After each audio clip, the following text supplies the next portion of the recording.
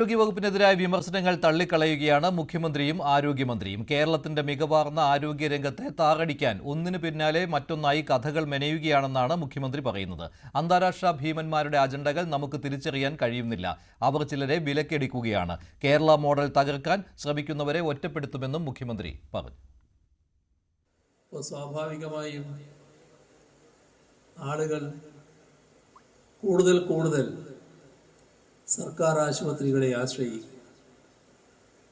അവിടെ പിടിക്കണം എന്ന് ഈ അന്താരാഷ്ട്ര ഭീമന്മാർ കാണുകയാണ്.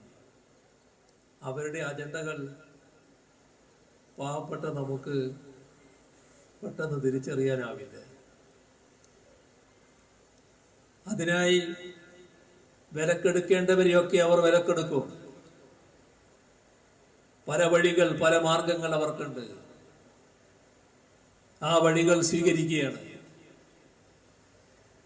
ഈ കേരളത്തിലെ മികവാർന്ന ആരോഗ്യ രംഗത്തെ താറടിക്കാനുള്ള ശ്രമം അതിന്റെ ഭാഗമാണ്.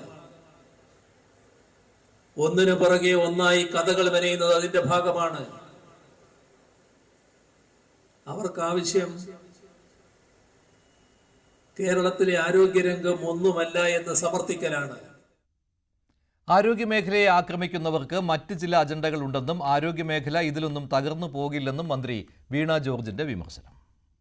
കേരളത്തിൽ സർക്കാർ ആരോഗ്യമേഖലയെ ആക്രമിക്കുന്നവർക്ക് ചിലർ ആക്രമിക്കുന്നുണ്ട്. അങ്ങനെ ആക്രമിക്കുന്നവർക്ക് അവർക്ക് നിശ്ചിതമായിട്ടുള്ള അജണ്ടകളുണ്ട്. ആസൂത്രിതമായിട്ടുള്ള അങ്ങനെയുള്ള ആക്രമണങ്ങൾക്ക് മുന്നിൽ കേരളത്തിന്റെ ആരോഗ്യമേഖല തകർന്നു പോകില്ല.